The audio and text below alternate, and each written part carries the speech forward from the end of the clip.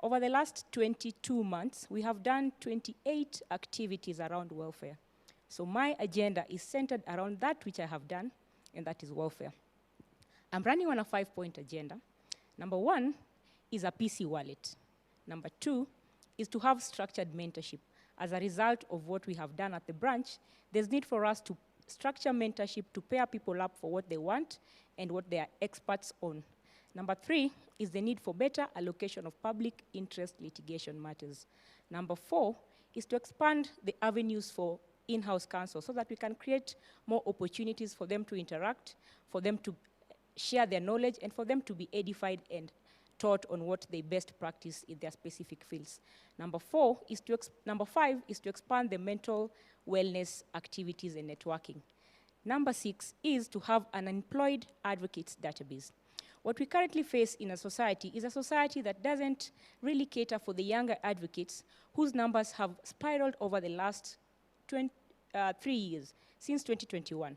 I was admitted in 2021, and when we got admitted post-COVID, we've been admitted in double numbers prior to 2020 when COVID came. And as such, the society needs to specifically plan for the numbers that we're experiencing currently in terms of mentorship, in terms of networking activities, in terms of mental wellness, which is the biggest challenge that advocates are experiencing, not only in Nairobi, but also across the country. So what I have done as a welfare committee convener are welfare activities that mentor people, that are centered on mental wellness, that are centered on networking activities, and that are centered on what the younger advocates need. Let me clarify just one point in my agenda that has elicited a lot of support, is the PC wallet idea. A PC wallet idea is an idea that younger advocates are allowed to save consistently in the course of the year, and in the beginning of the year, January and February, which is always the hardest years for us to take out our PCs, we are easily allowed to redeem whatever we have saved in our systems or in our portals for our invoices, and that allows the younger advocate to pay for their PC easily. My name is Effie Sheila Cheng, and I'm running to be your Nairobi representative. I thank you. Thank you, Effie. Over to you. Thank you very much. My name is Modoni Gashara Cynthia. I am privileged to serve you as a council member in the branch. Thank you very much for electing me. I am an advocate of 6 years standing. While at the branch, I've been able to co-convene the litigation practice committee, where we've been able to have monthly webinars on different aspects of law. And thank you, members, for joining in. We've been able to have over 500 members in our webinars. I have also been the youngest trustee in the Nairobi Legal Awards Trust, where I've been the voice of the young and the mid-bar. I have also served as the organizing secretary to the branch, and also as the vice chair of the technical committee of the Nairobi Legal Awards Trust. I'm going under the light agenda, whereby I'm talking about rule of law protection and independence of the bar. We are going into an election year, and we need a council that is firm. Modoni is tried and tested, and she's bringing firmness to the council. I am also talking about devolution of LSK, and this is resources to the branches. I am very passionate about the branches, having had a privilege of serving Nairobi advocates at the branch. I am advocating that we have more money to the branches, and as we have more money to the branches, we have the practice and standard committee being devolved, which deals with matters of weeding out masqueraders. What has been happening, it has been good, but it is good if we devolve that function to the branches, because I look at it from a point of it is a local issue that needs to be handled by the branches. I am also advocating for efficiency of the lands and registries. I am saying that we have done it at Nairobi. We are pushing, I believe, in dialogue, and if it doesn't work, if we need to occupy those spaces for it to work, then why not? Modoni is proven, Modoni is tried and tested, and I'm therefore urging you members, please vote for me. Come Thursday, I have come to your offices. Thank you for welcoming me there. Come Thursday, please vote for me for one of the slots of Nairobi representative. Thank you very much. Thank you, Ms. Modoni Gashara. I believe we can give our candidates a round of applause and appreciate them for the articulation of their manifesto. I'd also like to open this session to the plenary for anyone who has a question addressed to any specific member. Yes, if we can. Do we have a microphone? Do you have a microphone for him? Do we have a microphone, please? Okay, it's coming. Just a second. It's coming. Yes, you can use mine.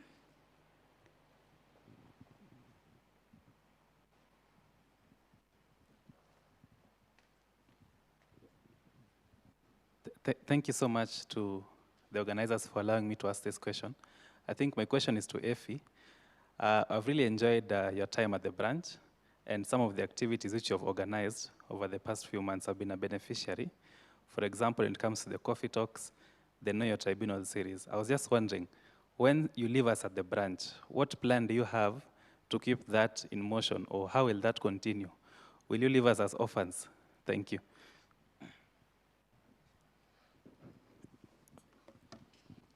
Okay, thank you very much. My name is Rauto Emmanuel. I also have a question which goes to Effie. Effie, in your manifesto, your first point touches on e-wallet. Will you kindly elaborate on e-wallet thing?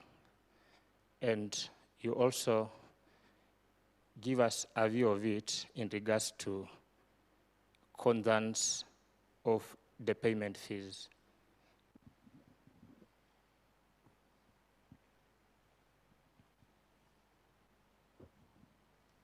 My question goes to Wycliffe Oyo Odhiambo, whereby you talked about your first agenda as a devolution. I would like to know more about it. How are you planning to do a devolution, and when it comes to the Law Society of Kenya, especially in Nairobi?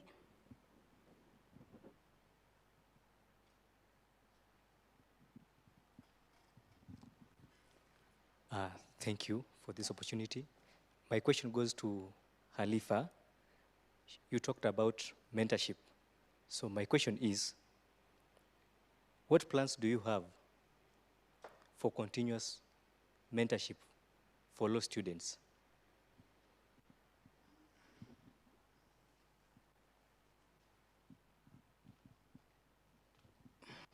Thank you for this opportunity.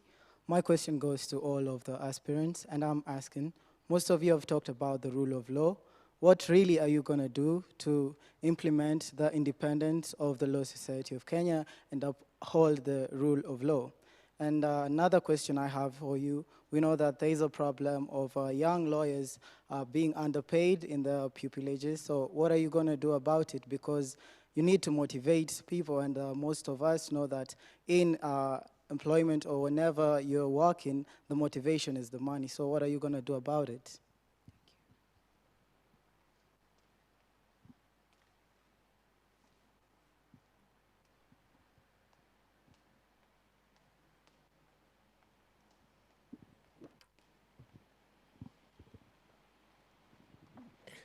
Right.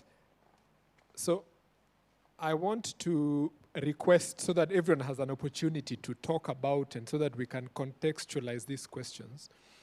Each of you will tell us what is your understanding of this role of a Nairobi representative, so that maybe you can also manage expectations. So you answer that, then you can proceed. I'll start with Mr. Omari on my right. So just tell us what's your understanding of the role you're vying for, and then you will take this question that was addressed to everyone, that what are you going to do to enhance the rule of law and the issue of underpayment of lawyers? I thank you. I want to believe that the fact that no question was specifically addressed to me, I want to believe that my agenda was clearly understood. Now, on the that much as we are talking about agendas, it is not one that you are representing Nairobi as a branch.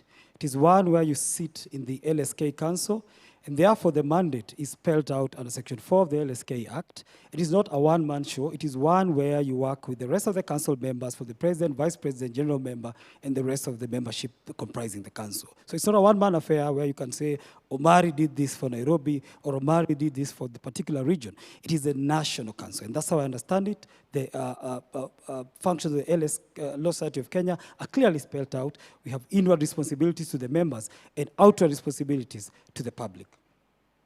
Specifically on the question of mentorship, I think, and the question of opportunities for young lawyers, I believe that was the question, and underpayment.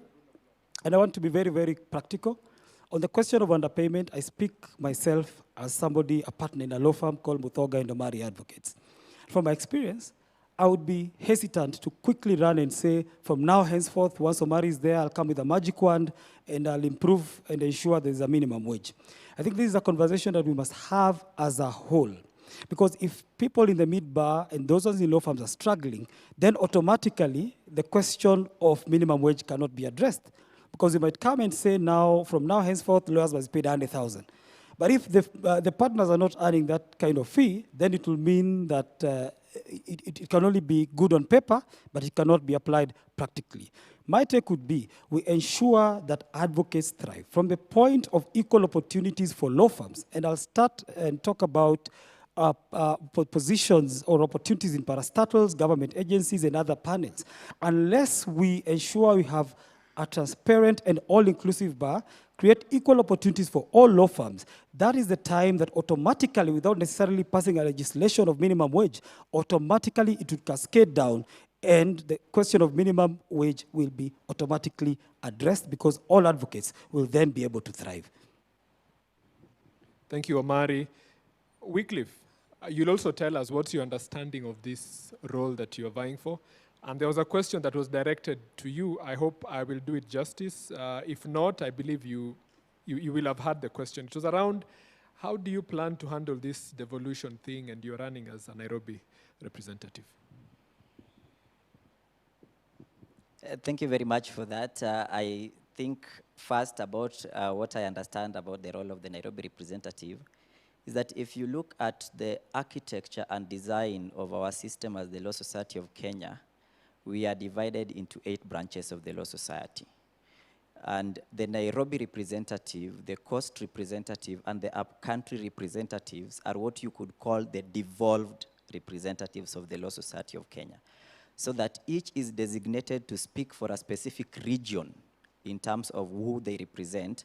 And if you look at the manner in which we do our elections, then you realize that you can only vie for some of these positions when you come or you ordinarily practice from certain regions.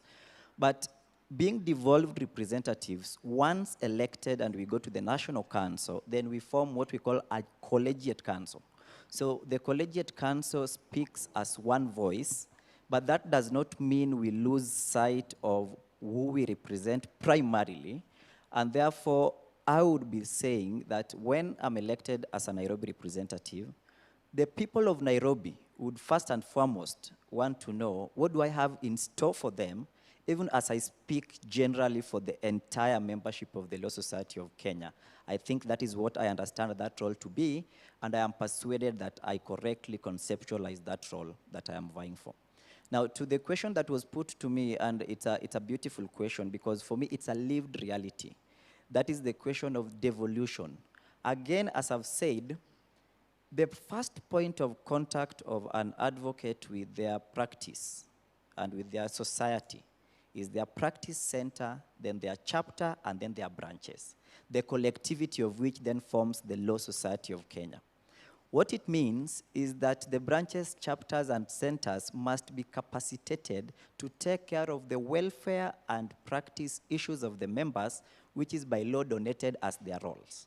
So that if the branches do not have enough money to run their affairs, then the entire fulcrum of the Law Society of Kenya does not move. And I can tell you from lived experience as a council member at the Nairobi branch that the branches do not have enough money. So what I am agitating for is something we did at the Nairobi branch in the March of 2025 when we moved a motion for the increase of money to the branches. Currently, we have a formula if you look at our schedules to the LSK Act, of sharing of resources. But this formula could be disenfranchising to some of the branches or even to the entire branches of the membership of the Law Society of Kenya. And this is because the allocation that goes to the branches is solely taken from the devolution fund, which is just 3,000 of your PC fees. I am of the firm persuasion that this money must be increased for us to have meaningful activities at the branches. Let me give you an example at Nairobi branch, and I sit at the executive, so I know what I am saying. Every member of my over 14,000 members just has around 900 shillings to serve them for an entire year. That is by no means enough, and I assure the membership that the branches will be adequately taken care of should I get the nod. I thank you. Thank you, Mr. Wycliffe. And I want to pass the opportunity of the mic to Muthoni. Same thing. What's your understanding of the role you are vying for? Then you can take the question addressed generally on what role you can play to enhance the rule of law and the issue of underpayment of lawyers.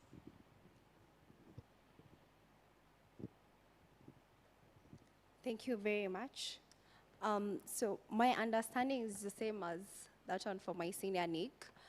Under the Section 4 of the Law Society Act, we have the mandate, which one of them is upholding the rule of law that we've been asked. And therefore, as I sit in that council, in as much as I am going there as a Nairobi representative, I will be bound by the decisions of the council. Therefore, we will be making decisions being guided by that Section 4 of the Law Society of Kenya. In the aspect of upholding the rule of law, like I said, Muthoni is tried and tested, Muthoni is firm, and I will stand to ensure that we are following the constitutionalism. We are standing for constitutionalism and the rule of law. I am very assertive. I have not started today. I began way back in my role of leadership from primary to where I am. And therefore, when I speak of saying that I am going to uphold the rule of law, that one I will for sure. The other question is the question of underpayment. From where I sit, even as we speak about underpayment, are we protecting our space? Because if we as a law society, we are not going to protect our space, we will even reach a point where that payment we are talking about will not be there. And therefore, I am promising members, even as I get in, as I said, one of the issues that I want to deal with is the issue of masqueraders. We protect our space and we move forward so that we can have a conversation with our employers so that we are able to pay the young advocates and other advocates well. And maybe this is a question I would pose to us. Have we reached a point where maybe as a society we should have a union? I'm just going to leave it there. Thank you very much. Thank you, Ms. Gashara. Over to you, Effie. There are two specific questions that were posed to you, including one of whether members will be left as orphans and the two general questions that were posed to every candidate. Thank you very much for that question. So allow me to start with a question by my fellow council on whether the branch will be left, for lack of a better word, orphans. I think at the branch, there's a need for continuity. And that is something that the council currently has had conversations about on how we can sustain the activities that we have started or that we have picked up from other council. So my undertaking, and that I gave to my fellow branch members and to my chair, was that I will still remain a part of the welfare committee, but not as a convener. I will apply to join that committee as a committee member so that then I can assist the person who will be a convener as and when required to assist these programs to keep running, because ultimately they are for the benefit of our members. So that is my undertaking, that regardless of the elections of Thursday, I will volunteer myself as a committee member. And I was a member of welfare committee before I became a council member. I was also a member of welfare committee at the national office before I became a member. And I was also a member of the Young Lawyers Committee. So I will again volunteer to these committees because together they build the society. On the question generally posed to other members, or let me also respond to the question on PC Wallet. The idea of PC Wallet is as a result of the many young advocates who are unable to practice with dignity by having a practicing certificate. So that idea is to have a wallet added onto the system that allows members from January to December to consistently save whatever amounts, 200, 700, 1,000, and in the beginning of the year, what you have saved will then allow you to either top up and pay for a PC or take out a PC and have that redeemed, whatever you have saved, for your invoice. That allows people the laxity of time to save slowly so that in the beginning of the year, we are not embarrassed when you appear in court and we do not have a practice certificate, or then we do not resort to asking that, can you add me this so that I can then pay for my PC, because we need a dignified profession. So mine is just to dignify the profession, and especially the many young advocates whose voices I claim or I am. Then on the other question that has been generally asked to everybody on the need for better payment of associates, when I was a young advocate and I was employed, I held the view that we need to pay and we need to have a minimum wage. I have now crossed over to being an employer. That view has changed, but not so much. I think we need to get to a point where we're encouraging the seniors and those of us who have firms to start paying better. There's a dire need to pay well, and we cannot just dismiss that we need to pay better. But again, we need to look at what the firms are making, because just like Muthoni has said, there's a shrinking practice space. We are not protecting our practice space. Surveyors are encroaching onto our practice space. Accountants are doing tax. And then we want to say that pay these amounts. So I think we also need to be, as a society, we need to step up and protect the practice space so that then advocates who are employers can have better income. And then out of that, we need to encourage seniors and those of us who are employers that we need to pay better. Have I left another question? No, thank you. Thank you so much, Ms. Effie Sheila. Over to you, Ms. Halima Ali, for the specific question posed to you and the two general questions. Yeah, thank you. I'll start with the question of what's your understanding of being a Nairobi rep and what will be your mandates. So for me, this question demands the candidate to understand what exactly LSK entails as an institution. We have a secretariat and you have the council. We have the overall institution that derives its function from Section 4 of the Act. If you go to the website, you will see that LSK has a strategy which is derived from that Section 4, which means each mandate has its own specific deliverables or output indicators, and there are structured departments that are working on this. What is the function of the council? Number one, as a candidate, what I am required to understand is that the council operates like a board that is giving the overall leadership, policy perspective, and contributing to the deliverance of the strategic management.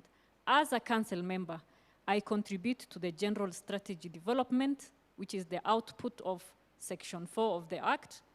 And number two, understand the dynamic of how do you work as a team and how do you stand up for what you believe in when you see there's need for you to dissent, for example, on matters of accountability. This I understand because I have also worked with institutions where I have worked with the board and management.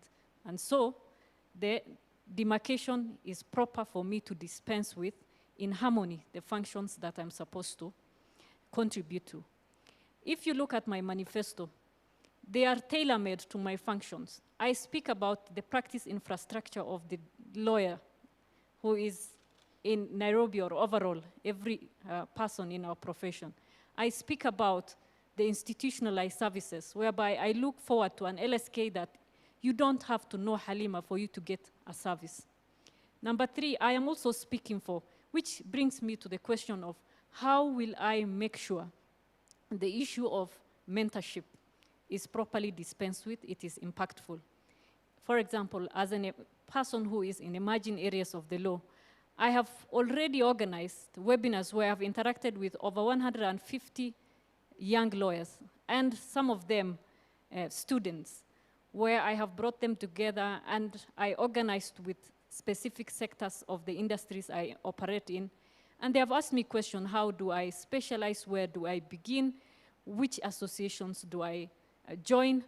I have held the hands of whether you are a student looking for where to specialize in, or a young lawyer who wants to either scholarship or to actually have experience in the sector. This is where I say I already, other than being a member of Law Society of Kenya, I am a member of associations in the sector I operate in. And I welcome members of this profession. I welcome the young lawyer, and I show them wherever they want to go, whether they want scholarship, whether they want experience, whether they want to join associations. This, I have the track record, and I have the platform. Thank you. Thank you, Ms. Halima. You can pass the mic over to the other side. I believe you can give them a round of applause for the plenary session. I now want us to go to the closing remarks. Each candidate has 1 minute strictly. If we can work on the timer to set it up to 1 minute, we can start with Mr. Nick Omari. Thank you very much. I must say these campaigns have been very rewarding, exciting, and enriching, and I wish all the candidates the very best. I've really enjoyed your company, and I thank members of the society as well. Now, I have been a young advocate struggling with minimum wage, struggling to set up a small law firm in a 1 room at 680 Hotel. They're all struggling to expand it to 2 rooms.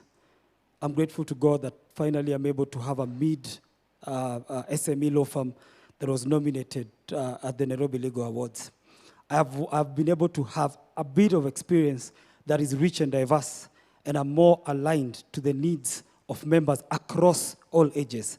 I'm now in the mid-bar, struggling then to grow to become a large law firm, so that hopefully in the next awards I'll participate in the large law firm of the year. Therefore, have rich experience. I go to court daily. I practice conveyancing. I practice commercial matters. I have a practical understanding of what colleagues go through. Give me a chance. I will be able to represent you boldly, clearly, and speak for you in council. I thank you for the opportunity. My time is up. God bless you. Thank you, Mr. Omari. Mr. Oyo Wycliffe. Thank you. In closing, let me say 3 things. The first one is that I am probably the only candidate sitting here who has run a clean and respectful campaign. No one has been removed from my WhatsApp group for any reason. Number 2 is that I ran this race alongside incredible colleagues who have very good agendas. I just have a better plan, and I assure them that once I win, I will incorporate some of their agendas for the betterment of our membership. Number 3 is that on the 3rd of May 2024, you gave me an exam by electing me as a council member at the branch. I have passed that exam with flying colors. I should not repeat this class. Please promote me to the National Council as a Nairobi representative. And finally, I have spoken for us at the branch. I have spoken for us in various fora. Allow me to speak for us at the National Council as a Nairobi representative. May God bless us all, and may God bless the Law Society of Kenya. Thank you. Thank you, Mr. Wycliffe Oyo. Please pass the microphone to my co-moderator. Please pass the microphone back to him. Ms. Halima Ali. Time has started. Now, during this campaign, I've been asked questions. I'm probably, other than Nick, one of the candidates that has not been in LSK politics before. And the question is, where have you been? And here is what I'd like to say. There's nowhere in the world where a person goes for a public service office without showing that they have actually done something with their life or have set up something, for example, whether it is institution or you have the prerequisite qualifications and skills. Here I am to say, I have been busy setting up a profession and institution and impacting the lives of our professions in different manner. I've come to this platform now with experience. What do I bring to the table? I bring to the table experience. I bring to the table knowledge in governance. I bring to the table the platform for me to actually implement some of the ideas I have, for example, mentorship and connection to key industries. I also have the experience of having been in financing sector. I know our society, one of the biggest issues is budget deficit. And one of the things I'm saying is, why not also consider innovative financing and also partner with stakeholders who are willing to give us grants that we can actually cascade down to our branches. So please, I am asking for your support and vote and your considerations. Asanteni sana. My name is Effie Sheila Achieng, and I am running to be your Nairobi representative.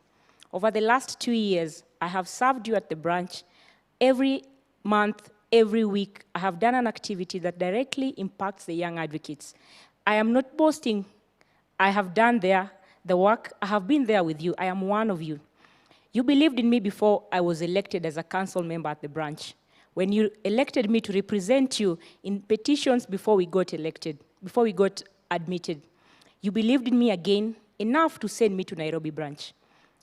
I am asking you to keep believing in me enough to send me to be your Nairobi representative. The work that we have done, the ideas that you have shared, I have picked them from you. I have only implemented them side by side with you. I am asking you to walk this journey with me. And on the 19th of February 2026, please turn up and show up for me just like I have showed up for you every week, every month for the past 2 years. My name is Effie Sheila Chieng, and I am grateful for you, for supporting me, for holding my hands, and for walking this journey with me. I thank you.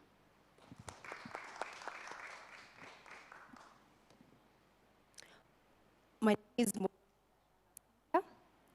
I thank you for coming to your offices, and I take this opportunity to ask you to please vote for me in one of the 3 slots of Nairobi representative. Modoni has been accessible. I have been very responsive.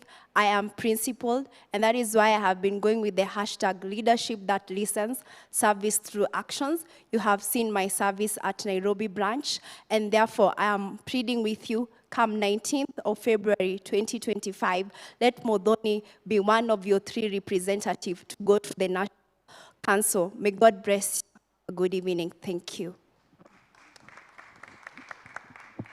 Right. Thank you so much, esteemed colleagues and candidates.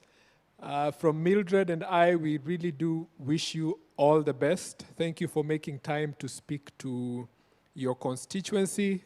There's a lot of people that are following online as well. And I will give you this opportunity to give a round of applause to the audience here that has been superb. Thank you. Thank you. Thank you very much. Over to you, Senior Counsel. We can take our leave, ladies and gentlemen. All right, even as our candidates leave, we want to thank you all very much, dear candidates, for your willingness to be subjected to public scrutiny. That is not something that is easy to do, and so we thank you even for your articulate words about your visions and the way that you engaged respectfully with one another. That showed that the very best traditions of our profession still stand, you know, about reason instead of rhetoric, and so we're grateful for that. Thank you very much, members of the public, because you asked meaningful questions and your engagement in this professional conversation, which is very important, was also very much seen. Our society has to continue to be alive and has to continue to be well. You know, we have to remind ourselves that the debate and even the election is really never about winners or losers. It's really about ideas. It's about service, and it's about the future of our society. So we'll be asking you to please stay put, because very soon we will be having the next segment of the vice president's candidates having their debate. Maybe you can stretch your legs a little bit, but please don't go away. We'll be back soon with those candidates. Thank you very much indeed.